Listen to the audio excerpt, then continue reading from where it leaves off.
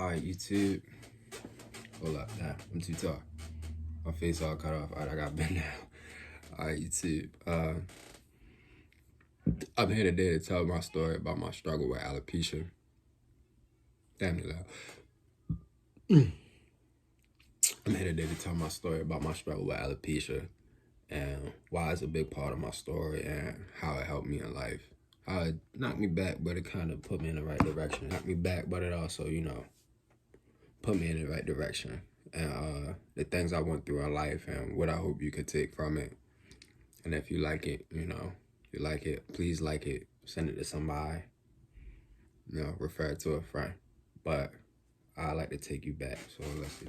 3 or 4 years ago, it's 2024. It's okay. In the 2019-2020 academic year, when I was a college student, I was just a regular guy going back and forth to class. I had left from Baltimore and I went to school in West Virginia. And due to some other stuff in a different video, I was really questionable. I guess I can expand on that. I was questioning what I wanted to do with my life. Really what was going on. I wasn't really one of those people that I was scared of the real world or stuff like that, but I was definitely questioning what in the world I'm doing in school. And I had probably picked up music like a year before you feel me? Probably like 2 years. I always been dabbling with it, but I always knew I wanted to start a business and I wanted to make a lot of money and I wanted to really be able to help my people. My people weren't in the best position. I had lost a couple close friends and family members at the start of around like the end of the year 2016. I had lost a lot of friends and family. One of my close friends, I had lost to gun violence while I was out of town and I wasn't even able to make it to his funeral. My great-grandmother had passed and I was just, taking loss after loss, trying to be a student, trying to get good grades, and I just felt like, I didn't have no direction. I just felt like I never been the type of person to say like,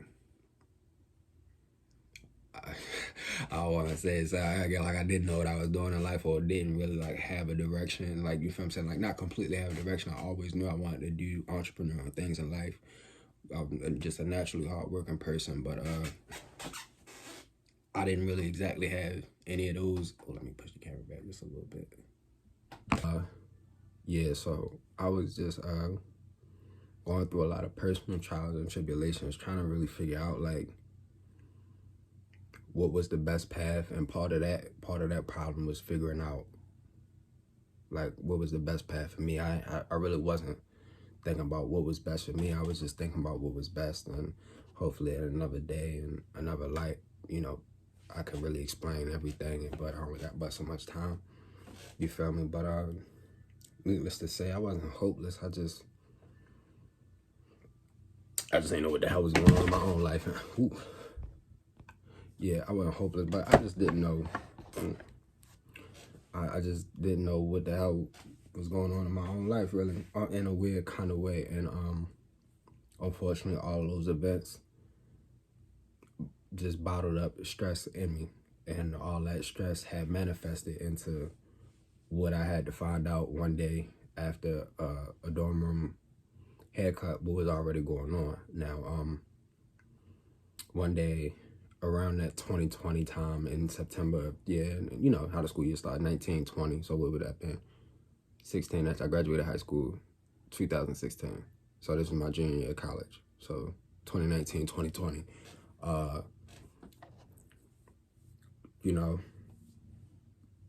I got a haircut, it was looking clean, and then I had a friend on the side of me, and he was like, he zipped you. Now, especially if you're a minority, you know what getting zipped means, or if you're somebody who used to getting your hair cut with clippers. Now, if like this is the clipper, usually there's a guard on the end that alters, like, you know what I'm saying? Well, my wallet is kind of, yeah, well, like my wallet, there's usually a guard on the clipper that alters how much hair falls away. And if you cut somebody with just a fresh zipper, it'll take every single piece of hair away. And sometimes barbers like to just lightly graze it or do stuff like that. And if you do it too wrong or don't hold it correctly, it'll or it'll like zzz. So he was like, yeah, you got zip. But if something like that would have happened, I would have heard it. And that was kind of like the first real chilling moment. I'm an easygoing person, you know what I'm saying? But when something like that happened to you, I was brushing it off. Like, he could have just made a mistake, an honest mistake. And I never felt that, he never felt that I wouldn't have said nothing either way. So why not just let it slide? You feel me? Why not just let it be? It's a mistake. Things happen. And I still can, put my hand. It was exactly right here. Hold up. I'm going to slide over this way. I'm going to really put some pictures. I'm going to put some pictures right here. That patch, it was just that one patch. This patch, yeah, it was just that one patch. And it was just that one patch at that time for a couple days. So when you get something like that, typically what you say, like any normal person, it's a mistake. It'll just grow back, And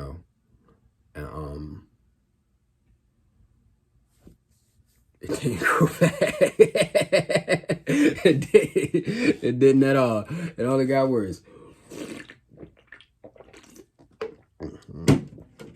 Didn't at all. It only got worse from there, and it just began to kind of crawl down the back of my head. As you can see now, I got braids, but it began to just crawl down the back of my head, and that became a combination of just a downward spiral of myself. For the first time after that happened, I kind of just made a choice to fully pursue music, which is why we're here now. Just forget everything, and I just trust my hustle, and I just trust my skills, and I just trust myself. So hey, why not? But it was real hard, managing everything that happened. And of course the alopecia grew, and my alopecia grew to about 70%. I lost about, I really don't have any pictures of this portion of the top of my head, but I lost it. Imagine the continent of Africa. I do have some small snippets. I do got some small snippets where you can see the top of my head, but it just looked like the motherland on the top of my head, And I was already going through some disheartening situations and things that happened that I didn't necessarily cope with the best ways, or I don't want to say cope with the best ways, because I really wasn't doing, getting high, not too much, not doing no hard stuff. Hold up.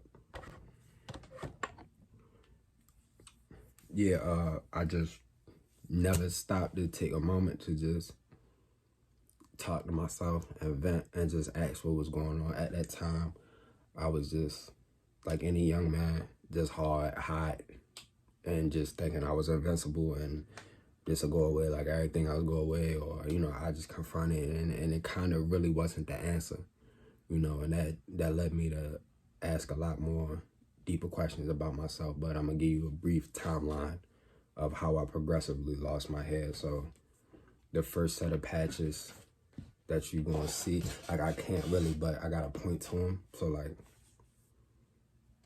the patch on this side, it really kind of progressed back here. Maybe during that month, it just kept going and getting worse. If you could see those holes, if you could see the holes on on the same proportion of this side, it just grew over here, and it just grew over here, then it grew over here, and then it grew on the top of my head. Then it kind of, if I'm not remembering correctly, it just progressively got worse. And of course, I wound up growing it back, as you can see. Got the braids, so hip hooray for me. But when I was going through that, I was never hopeless. I think that's one thing, if I could describe to anybody, I was never hopeless. I don't know why. Well, I do know why. I don't know why in the world. I've never been a hopeless person a day in my life, but I always believe in just the beauty of trying and the beauty of effort.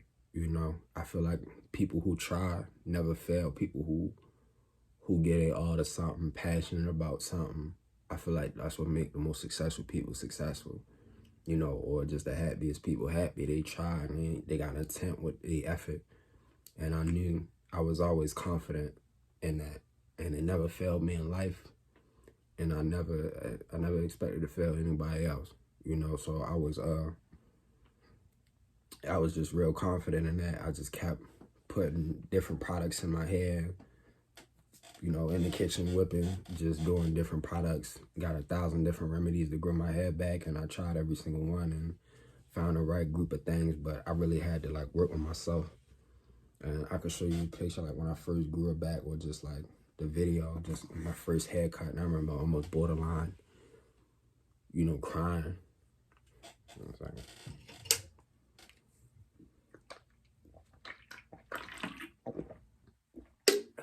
Gave my head just to like kind of get some peace about it. Like, man, why not just start from scratch, you know?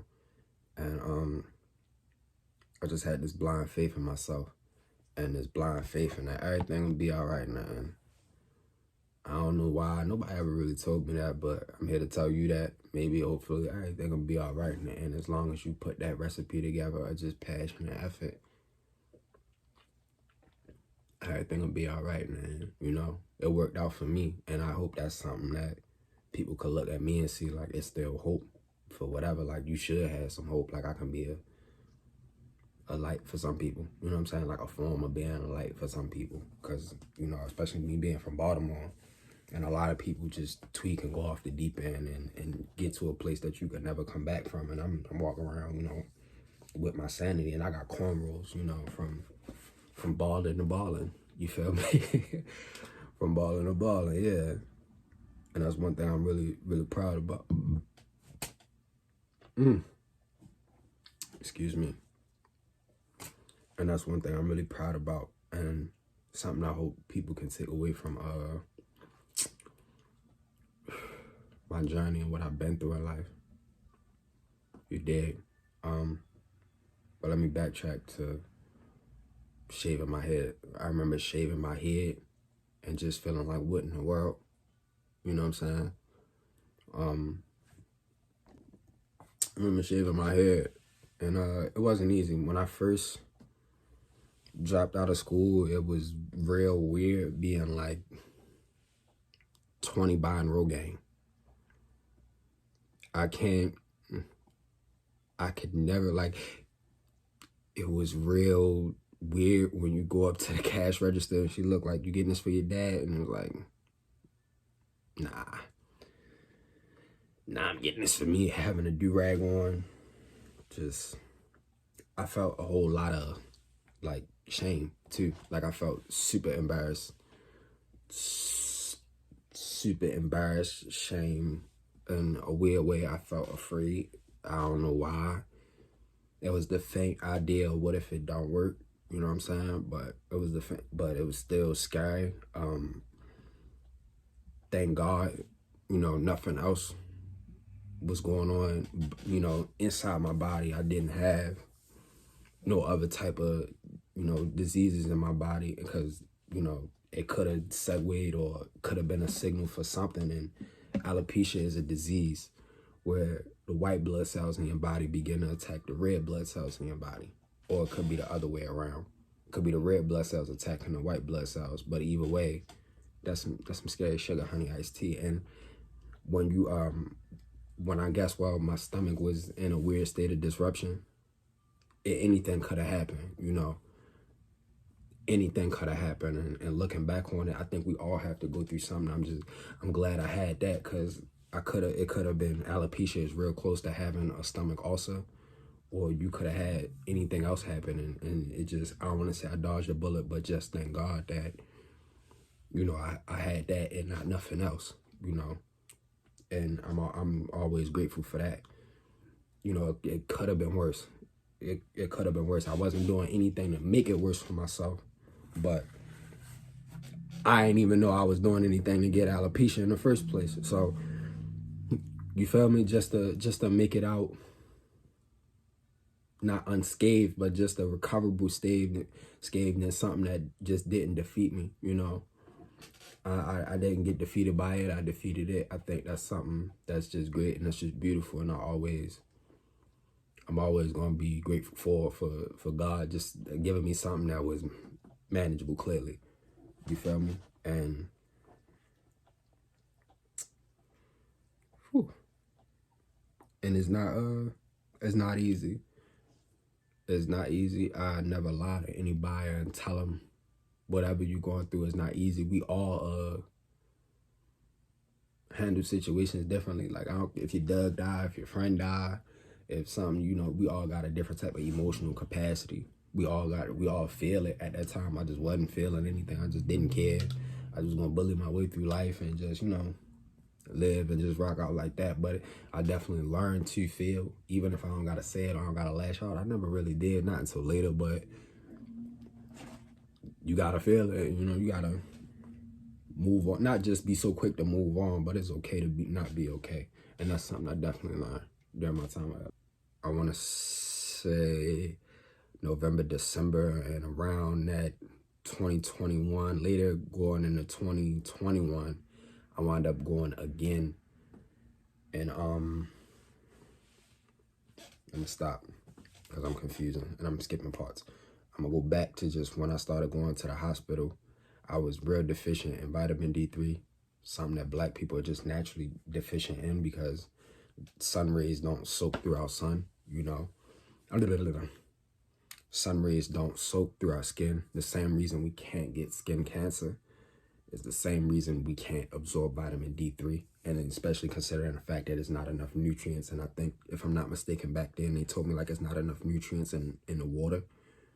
And there's not enough nutrients in like some foods. But I think a lot of it is got to do with like, you know, natural nutrients and minerals in water. African Americans in a lot of environments are always lacking vitamin D3. And that was something that was causing my body to be all wonky and throw things off. So, but at that time, I just really kind of felt a little hopeless and grim just from the way the hospital was treating me. I never felt hopeless overall, but when the portion of this story, when the hospital was treating me a certain type of way, yeah, it just felt like, you know, when I was going to the hospital and I was taking my doctor visits, they was like, oh, you know, just try this shampoo and just try this conditioner and see what happens. Oh, really? Man, just go do this. Just go do that. Man, it just seemed like so, you know, if it worked, it worked. You know what I'm saying? And, that shit sucked. It sucked for real. Like, it just made me feel so like,